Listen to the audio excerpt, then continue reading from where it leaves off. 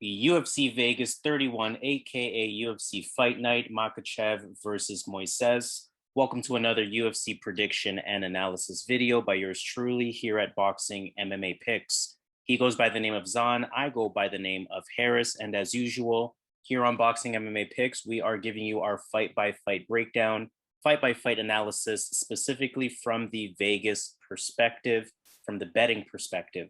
We're here to let you know which fights are worth the odds, which fights you want to be avoiding, perhaps which underdogs have a shot here. And if you stick around to the end of the video, you might even get a little bit of parlay action.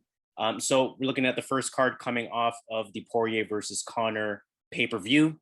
Always want to be careful with fight cards after pay-per-view events. They typically are lower level cards, a little bit more unpredictable, but as usual, of course, we are still going to give you our fight-by-fight analysis. We have 5 fights on the main card. We have 6 fights on the prelims. So we're going to get to work with fight number 1. Alan Baudot taking on Rodrigo Nascimento. If I'm taking a look at this fight and I'm looking at Nascimento, I mean, he suffered his first loss back in October. That was versus Chris Daukaus. He is introduced as a jiu-jitsu practitioner, so that tells you the type of fighter that he is. But on the feet, switch stance fighter. He actually has decent Muay Thai. Kicks are decently sharp. He keeps the hands up, has a pretty heavy right hand. Likes to control the center, likes to come forward. Good level changes and fakes in his attack as well. Really good clinch out of him, really strong clinch. He is a heavy guy, fills out the division, uses that weight to his advantage. He'll look for takedowns in those clinch type of situations. Really good on the ground as well. I like his top control. He'll look for submissions too. You see his record there at 8 wins, 1 loss. 6 of those wins are via submission. So definitely a legitimate threat for him. The only sort of immediate downside I see from him is that you do have to question his chin. After that Chris Daukaus fight, I mean, we know Chris Daukaus does have some hands and it is the heavyweight division, but Chris Daukaus was able to hurt him pretty quickly. So let's see what happens if that's a weakness of his or if that was just sort of a one-off event. If I'm looking at Alan Baudot on the other side, he lost his last fight. That was also in October 2020. That was to Tom Aspinall, and that was his UFC debut. He has a pretty long jab that could be effective in this fight. Pretty light on the feet. I know he used to fight at light heavyweight, so bringing that speed up to the heavyweight division. He's a pretty dynamic striker at that too. Throws some different stuff. I see spinning back fists out of him, front kicks. You know, he'll switch stance. His nickname is the Black Samurai. So, you know, take what you want from that as it relates to his style. But his game does have some holes in it. His chin is questionable. We saw how Tom Aspinall was able to kind of just fold him. To that same note, his heart is kind of questionable. It's almost as if as soon as he took that first punch and you knew it was going to be a long night, he kind of just went down. And I mean, we have seen him be taken down pretty easily as well. I wouldn't spend too much time in picking a winner. I am going to pick Rodrigo Nascimento on this. What I'm expecting is, you know, look for Baudot to dance around a bit, look for Nascimento to be patient, coming forward, look for Nascimento to eventually get that clinch against the cage, land the takedown, and then at that point, the fight is either going to be over or he wins the round. And I think he can do that for all 3 rounds. So I'm looking at either unanimous decision for Rodrigo Nascimento or perhaps a KO or even a sub. But Rodrigo Nascimento is going to be my pick. Okay, so when I look at this fight, first thing I look at is Alan Baudot. Is that how you say his name? He's the older fighter. He's going to be the smaller guy in there. And he's a bit pudgy, so he's not really that big of a heavyweight.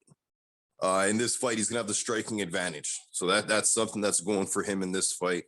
Another thing I noticed that sticks out for me when I look at who he's fought, he's only beaten 1 fighter, and that was by disqualification with a winning record. At this point, Todd Stout. Everybody else that he's fought with a winning record, he's lost to. Aside from Dong Xing Wu, he was 4-3-1 when they fought. But Dong Xing Wu, as of today, is 4-7-1. So basically what I'm getting at is Alan has absolutely no wins on his record. I'm not sure he's even UFC level. Rodrigo, the bigger fighter here, big grappling advantage. Alan seems lost when he's on his back. I've seen a couple fights where he's on his back and he doesn't seem to know what to do to get up. So I think that's the path here. I think Nascimento's going to get him to the ground. easy takedowns and uses jiu-jitsu here and get an easy win here. So Rodrigo is definitely my pick here, and I think he gets an easy win here. Yeah, I can definitely agree with that. Let's move right on to fight number 2. Francisco Figueiredo taking on Malcolm Gordon. Francisco Figueiredo, of course, he is the brother of former champion Davison Figueiredo. He is coming off of a win. He beat Jerome Rivera. That was in his last fight back in January. And that was his UFC debut at the time, if I'm not mistaken. He's now on a 4-fight unbeaten streak dating back to November 2017. So let's see if he can keep up the winning ways. Like I said, brother of the former champ, has some similarities in his style, in that his hands are down, pretty flat-footed, but he does have good movement. He is light on his feet, throws a lot of kicks, a lot of sharp kicks, very sharp calf kicks. Kicks can pretty much land anywhere as well. He almost has that stalking type of stand-up, again, the way Davison Figueiredo has. And I mean, he's naturally a counter striker as well. Very sharp counter strikes, pretty sharp hands in general. Probably not the most active striker. I mean, we see his striking rate 1.93 strikes, obviously just a 1-fight sample, but nonetheless, pretty low striking rate coming out of him because, again, he is naturally a counter striker. Really like his clinch, though. He can definitely land those takedowns in very intelligent ways. Use your weight against you, use the leverage to go for trips, different things like that. When he takes you down, he can stay on top. He can win rounds with his control time and pretty good takedown defense as well, from what I've seen from him. When I'm looking at Malcolm Gordon, on the other hand, he last fought November 2020. He lost to Sumaderji. Can't be too mad at that loss. Of course, Sumaderji is a pretty legitimate prospect. 0-2 in the UFC at this point, so you got to assume he is saving his job. That could be a factor in this fight. Looking at Malcolm Gordon on the feet, kind of has that kickboxing approach, has power in his hands, fights at a high pace, likes to come forward, cuts the ring off pretty well. But when he does get taken down, he's not too active off of his back. Has pretty suspect takedown defense as well, and a somewhat suspect chin. We saw again what Sumaderji was able to do. And I'll keep this one relatively short as well. Although Sumaderji and Francisco Figueiredo are two very different fighters, they are both southpaws, and Sumaderji was able to use Malcolm Gordon's aggressive movement against him to land those sharp counter punches that eventually put Malcolm Gordon out. Like I said, Figueiredo has sharp counter striking ability as a southpaw, so I can very much see this fight, or I should say, I wouldn't be surprised if this fight goes very similarly to that Maderji fight. If it doesn't, I think Figueiredo will be able to use his takedown advantages and win a unanimous decision, bringing this fight to the ground several times. So, pretty easy matchup in my opinion. Obviously, it still is a fight. Anything can happen. But I'm going with Francisco Figueiredo on this one. Okay, this is one of those fights where I look at it kind of like it's a grappler to me versus a striker. In my opinion, Figueiredo is going to be the striker in this fight. And in my opinion, Malcolm Gordon has the grappling, has the better grappling, or should have the better grappling. And that, to me, is his path to win this fight, is to utilize grappling. Get this to the mat, use your jiu-jitsu, is my opinion here. He's going to be the more athletically physical guy in the ring. But he came from, I think came from TKO, and he came from WXC. While Figueiredo, he came from Jungle Fight. And Jungle Fight is Brazil. There's killers in there. He's fought in Eduardo Souza, had a draw. Manuel dos Santos, he knocked him out. He had another loss versus Eduardo Souza previously, but obviously he avenged that loss. But another big fight in Jungle he had was against Fabricio Seraf. These are all fighters that may make it to the UFC in the next couple of years. So he, in my opinion, he's fought in the better guys than Malcolm Gordon fighting guys in TKO. And what I've seen from Malcolm Gordon in the UFC, and plus his other fights as well, he doesn't like getting hit. He doesn't like getting hit. He turtles up. And that's why I'm going to go with Figueiredo as well. I think he's going to hit him. And Malcolm doesn't like hits. And if Malcolm wants a grapple, I think Figueiredo, like his brother, has the understanding here how to keep it on the feet, keep it where you have the advantage, and utilize that and utilize the feints, utilize the better striking here. And I think he could hurt Gordon because Gordon is definitely chinny. So Figueiredo's my pick here to get this win here. Sounds good. So in unison, 2 fights through the card. Let's see how we feel about fight number 3. Miles Johns taking on Anderson dos Santos. Why don't you start this one off? All right, this is a really good fight. It's a tough fight when you really look at the fighters and what they have done in their careers. Anderson dos Santos is getting a bit old. He's 35. In this fight, I think he has the submission, the jiu-jitsu. The striking could get close, but I actually believe Miles Johns has the better striking, has the better wrestling. Miles Johns is a tough fighter. I think he's a smaller fighter. Is he the shorter fighter in this fight? Dos Santos is listed at 5'5". Johns is listed at 5'7". Wow. Okay. So he's not the shorter fighter. Okay. So that even better. So I like Miles Johns in this fight. I think he's just the stronger guy, the younger fighter, 27. It's his time. This guy, he's fighting a 35-year-old. When you look at, I always bring this up. I put a lot of weight into who they fought and their competition. And when you really look at this 21-8 record, he lost to Andre Newell. He lost to Nad Niriani. He beat Alejandro Caetano, 17-4. Wanderlei Jr., 7-1. Then he lost to he beat a 6-8 fighter. Then he lost to a 12-4 fighter. Beat a 5-2 fighter. Lost to a 9-1 fighter. Beat a 7-5. Beat a 1-4. Lost to a 13-4. He beat Ricky Simone, a fight that he was actually losing, and then he clipped him and he got a submission on him. But the point is, a lot of his record it's padded a bit. So I'm gonna go with Miles Johns here. I think he gets this done. I think the only concern I have with Miles Johns though is his cardio. Like if you think he's gonna go 3 rounds, I'm not sure. I'm not sure if he has it, but I know he can get 2 rounds in the bank, and he's strong enough to avoid submissions in that 3rd round. His only loss was against Mario Batista. And he's a good fighter. Batista caught him with a flying knee. So I don't see Anderson dos Santos surprising him with a flying knee. And yeah, I think Miles Johns is just the better fighter. So I'm gonna go Miles Johns here to get this done. Yeah, for this fight, I do have to admit, I just don't see it when it comes to Miles Johns. I look at his record, 11-1. I look at the one loss that he suffered. I mean, a flying knee, say what you want, but that's always going to be somewhat fluke to some degree. So I can definitely respect his record. I can respect his style. We know he's decent on the feet. We know he has a good jab. We know he has pop, throws a lot into those punches. Decent movement, fights from range, fights from the outside.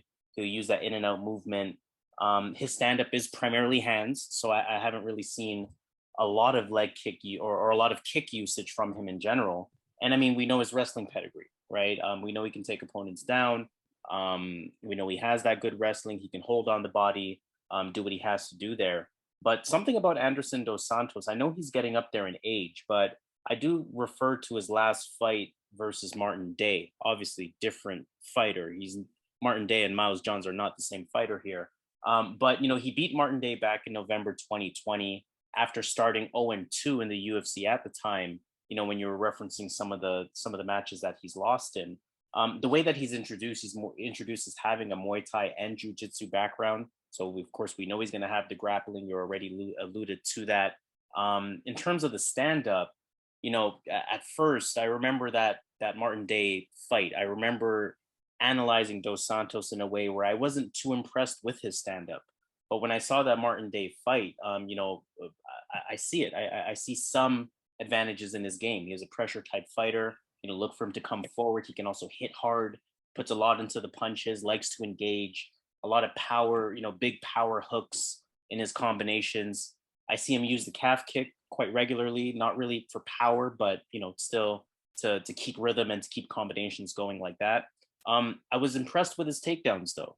I was impressed with his clinch. I think it's a very active clinch. I thought it was I thought he showed some physical strength, although again, Martin Day, Miles John is a much different fighter. Miles John is a much more physical fighter. But nonetheless, I did see some strength coming out of Anderson dos Santos in that fight. And obviously, you do have to respect his submission ability with the grappling. 12 of his 21 wins are via submission. But what's interesting in this fight is I actually like the underdog here. I think Dos Santos, in my opinion, offers a little bit more. Although Johns has that wrestling, 30% takedown accuracy, just over one takedown per fight. I'm not too impressed with his ability to land takedowns for as good as his wrestling is. I think Dos Santos, of course, is the better grappler. And although we know Johns can hit hard, I don't even really think he has the better stand-up. So I don't know. I mean, maybe I just watched a few off performances by Miles Johns, but I just don't see the it factor to justify him being a huge favorite here. I think this is maybe a 50-50 fight. And with that logic, I have to go with the underdog. So I'm going with Anderson dos Santos on this one. What are the odds on this fight? Plus 150 for Dos Santos, minus 175 for Miles Johns. Oh, okay. Yeah, so I'm going to go with the plus 150 underdog, Anderson dos Santos. He's going to be my pick. Let's move on to fight number 4. Khalid Taha taking on Sergey Morozov. I'm going to start with analyzing Taha. He lost to Raoni Barcelos in November 2020, of course. Has good overall MMA stand-up, uses his jab, has pretty good power in his shots, put a lot into it. Big swings, big hits, big misses coming out of Khalid Taha. He's most effective when he is coming forward and putting that consistent pressure on you. Takedown defense is okay. I did see some ability from him to scramble on the ground if he is taken down. Decent defensive guard in general, where he won't take on too much damage. But again, big power striker type of guy, come forward, put the pressure on type of guy. Pretty decent overall MMA fighter. Sergey Morozov, on the other hand, he lost in January to Umar Nurmagomedov. I mean, you can't be too mad at that. He has that solid stand-up wrestling combination, good in and out movement on the feet, a lot of fakes, a lot of feints, pretty good jab. I like his timing. I think he's a good counter puncher as well. And again, referring to his wrestling, he has that tight body lock, really good, strong clinch, very solid on the ground. We saw some good scrambling exchanges versus Umar Nurmagomedov. Although again, Nurmagomedov more than likely was going to have the advantage in that fight. I do think this is a really tough fight where the underdog definitely has some value here. The underdog has a real shot at winning. Sergey Morozov is plus 140 in this fight.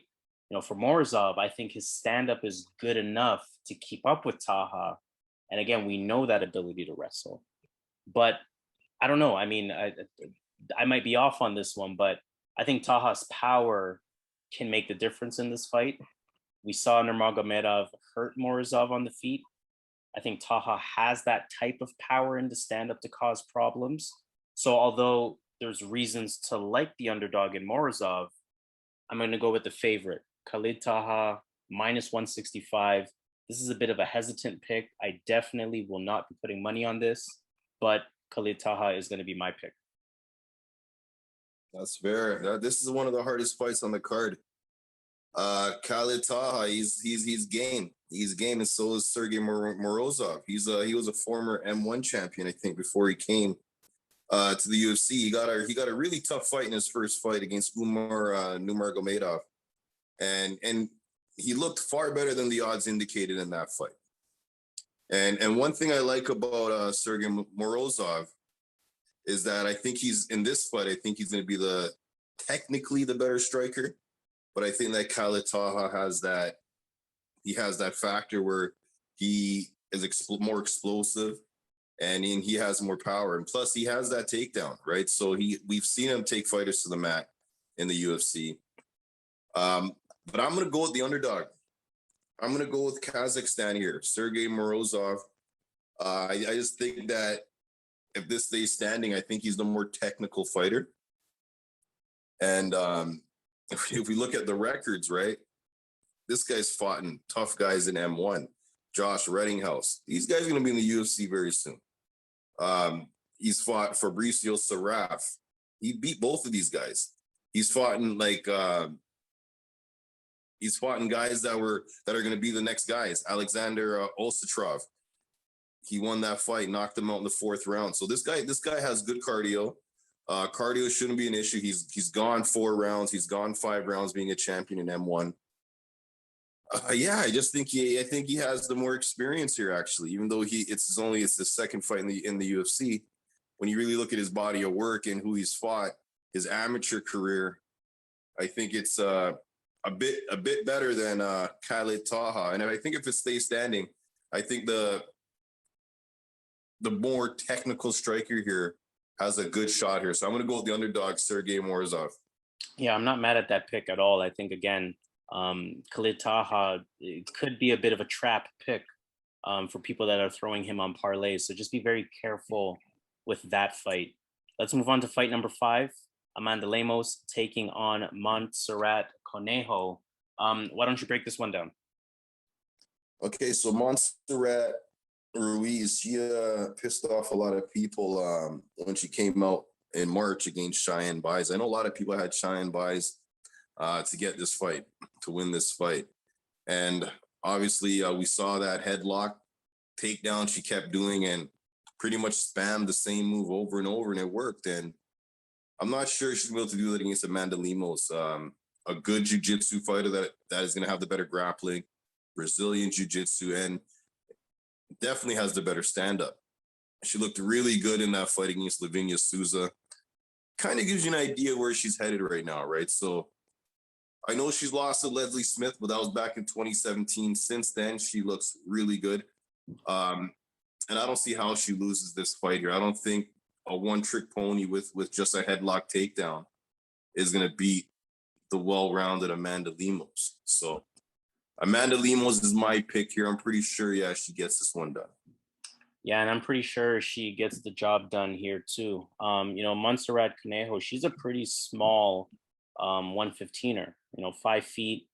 I feel like she competed at atomweight. I might be mistaken there in previous promotions, but nonetheless, a small 115er. Amanda Lemos still has 100% takedown defense, and Lemos used to fight at 135, and Lemos's hands look very sharp, especially in her last fight versus Lavinia Souza. So yeah, I mean, I think Amanda Lemos is better everywhere in this fight. I think she has the more physical presence in this fight, and I don't think what worked for Conejo versus Bays is going to work versus Lemos at all, to the point that you mentioned. Very big favorite here. Oh man, I wish she was even minus 350. I would have hopped on it, but minus 500 is really steep. Add it if you must, but we give a few bewares, right? We give the heavyweight beware, we give the women's fight beware. So just be very careful when adding this one to parlays. Let's move on to the final fight of the prelim. We have Daniel D-Rod Rodriguez taking on Preston Parsons.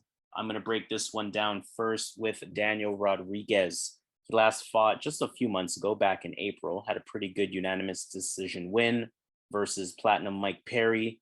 He has a southpaw, good hands, good stand-up, good boxing. Technique is pretty solid. Has a good jab, uses it a lot, has some pretty decent striking IQ. His straight punches are very effective, really good at throwing combinations as well. And he'll definitely start to mix in the kicks, especially, over the past few fights. Pretty good takedown defense, 78%. We did see Perry able to take him down a couple of times. I think before that Perry fight, his takedown defense was 90%. So Perry definitely brought that down to a more respectable level. But nonetheless, good takedown defense overall. He's a pretty solid fighter when you look at him. Preston Parsons, on the other hand, it's his UFC debut. He's coming in, I should say, with a 4-fight win streak. His last fight was actually last month in June. Looks like he has some pretty decent MMA stand-up, decent Thai kickboxing style. The hands are sharp. They look like they have some pop in them. He'll use knees and elbows in the clinch. If he has you against the cage, I've seen him unleash some nasty combinations with hands and elbows, really looking to split you down the middle and open you up. I've seen grappling out of him. I've seen wrestling out of him as well. Look at his record, 9 wins, 2 losses. All 9 of those wins are actually by submission. So that's a really interesting fun fact about him. Parsons does look to be a legitimate newcomer in the UFC in terms of his skill set. But I mean, Rodriguez, he trains at 10th Planet Jiu-Jitsu. You have to assume that means he can at least handle what Parsons has to offer on the ground here. And then we know Rodriguez has pretty decent grappling in general. I'm not going to say it's a strength of his, but it is decent.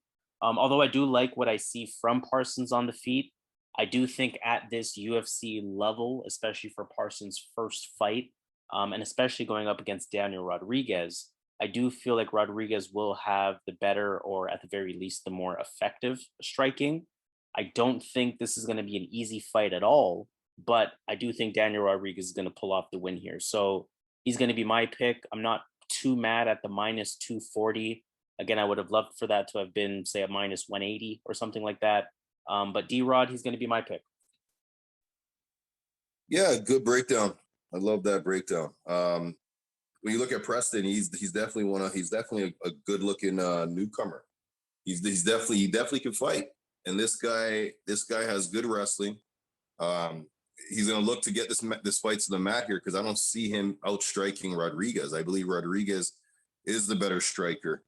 I would give Preston the wrestling advantage, though. So I think Preston would need to utilize that. Now, the problem is, being a short notice fight for Preston, I know he just fought, you said he fought recently, but being a short notice fight here, I'm not sure if he's going to be able to do that wrestling for 3 rounds straight. So he might look good early out, first couple of minutes, but I see like late in the first round, even middle of the first round, Rodriguez stuffing some of these takedowns, piecing him up on the feet. I like Rodriguez here. Even that fight against Nicholas Dalby, I thought he won that fight. So, and the fight against Victor Reina was questionable. If you look at that fight, he arguably won that fight as well. So I don't know. So I'm gonna go with Daniel Rodriguez. I just think he's the more well-rounded guy. He has jiu-jitsu. He has underrated jiu-jitsu. I'm not sure if he's a black belt, but I wouldn't be surprised. And yeah, he should be able to keep this on the feet and piece him up, piece up Parsons after the second, third round. So I'm going to go Rodriguez here to get this done. Sounds good to me. So let's take this one to Vegas. Let's take a look at what bets we are potentially taking a look at. Let's actually start with maybe which underdog or two we feel has the best shot at winning on the prelims. All right, my underdog is Sergey Morozov. Not a bad pick at all. Plus 140, pretty decent value there for a straight up fight. And my underdog pick is going to be Anderson dos Santos, plus 150. Moving on to maybe a favorite pick or two. Who are you looking at? I like Rodrigo. Listen, I'm going to say one thing first, though. This card, you gotta really be careful, because it is a certain level of UFC fighters here, the level they're at. So anything can really happen in this type of card. It's not like last week where we all won, we all made a lot of money. This week could be a bit harder. So you got to be more strategic in the fights that you pick, right? So be careful, because you can't really trust some of these favorites, even though they should win the fight. You can't really trust them, right? But if I have to go, I'm going to go Rodrigo Nascimento. I like Miles Johns, man. He's going to beat up your boy, man. I'm sorry, man. Miles John is going to beat up your boy. And I'm going to go Amanda Lemos. Lemos. Yeah, that's my 3. I would throw in Francisco Figueiredo, but I might not. I'm going to keep that one off. Okay, so let's stick with the 3 in that case. Plus 146. So $100 will get you 246. And for our bigger bettors, $250 will return 617. If I'm looking at a favorite pick or two, I'm actually going to do what you didn't, and I am going to put Francisco Figueiredo on this. And I'm also going to consider Amanda Lemos as well. I know it's not the best paying, but to your point, you really got to be careful on these cards. Minus 173, not the best payout, but $100 will return 158. For our bigger bettors, $250 will return 397. Sometimes it is about the wins and not the payout. So let's end off on that note. UFC Vegas 31. Of course, do all of that algorithmic stuff that helps us out. Follow the page or subscribe to the channel, I should say. Press the thumbs up on this video. and participate in the comments. Participate in the comments. Share this with anyone that you know that needs additional UFC fight and breakdown analysis.